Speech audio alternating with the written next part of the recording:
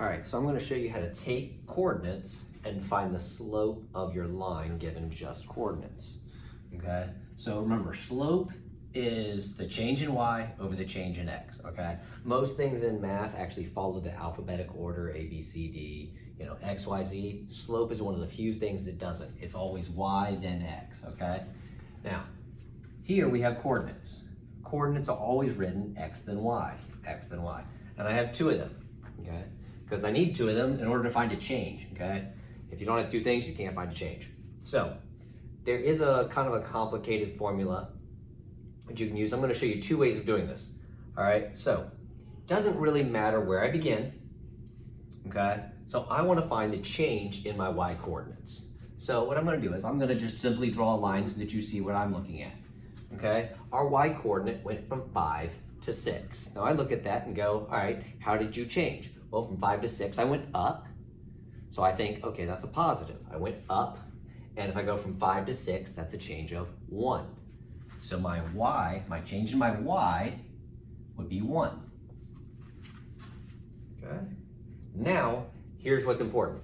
If I start going from this one to this one, from here left to right, I need to continue that, okay? So I've got to go from this x to this x. I've got to go from 3 to 5. So again, I have gone up. I can look at that and go, oh, how did I change? I went up 2. 3 to 5 is a change of 2. So my x value is 2. Okay. So there we go, right there, 1 over 2. And as you hopefully know, okay, 1 over 2 cannot be simplified. That's 1/2. Okay. So again, all I did was find the change in y. Went from 5 to 6. I went from 3 to 5. Now I could do it the other way. And as you can see, we would still get the same overall answer. Okay, so again, maybe change in y first. So this time I'm going from 6 to 5. If I go from 6 to 5, that means I'm going down 1. So I'm going to put negative. Okay, because I dropped 1. Because we're just kind of looking at change right now. 5 to 3. Again, I'm dropping, so I'm going to use a negative. I'm going down 2. But if they're both negative, okay, fractions are the same as division, so a negative divided by a negative is a positive. So I really don't have negative over negative, I still have positive over positive. So just make sure that your arrows are going the same way. I'm going to do another one. All right, I'm just going to change a couple numbers real quick. All right, so this time I'm going to do, let's say 9, and let's say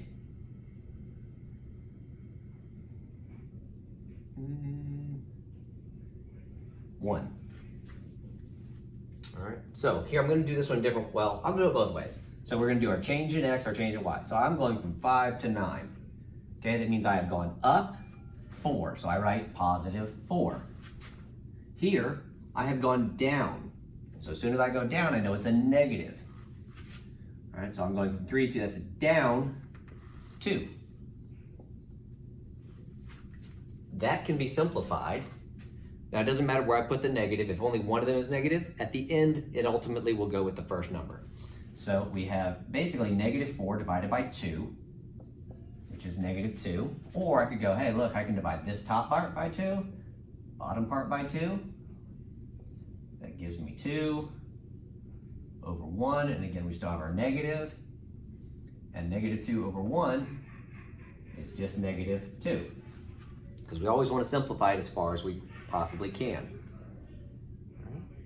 So now I'm going to do it a different way.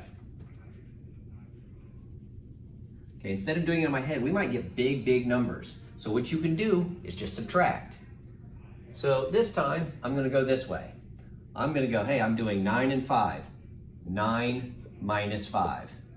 That's my y. And then I'm doing 1 minus 3. Okay, 9 minus 5 is 4.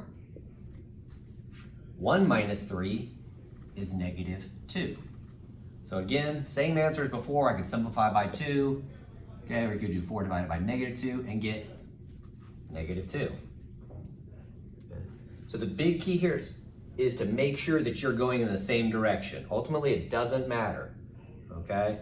You can do it in your head, am I going up or down? Or you can always use subtraction, because subtraction will always help you find the difference between two numbers, okay? So let me do one more real quick. Okay, I'm gonna go real fast. All right, and try this one before I do it, and you can see if you get the answer right. All right, and I'm gonna do a little bit more difficult. I'm gonna say -2, and I'm gonna say 5. So I'm gonna use the subtraction this time. I'm gonna go from here to here. All right, so -2 minus 5. Okay, that's my y value.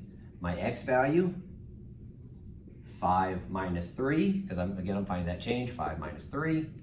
-2 minus 5 gives us -7. 5 minus 3 gives us 2. I cannot simplify that because no number goes into 7 and 2. So my answer is -7/2, which if we were to graph this means that from our y-intercept, we would go down 7 spaces and to the right 2. Okay.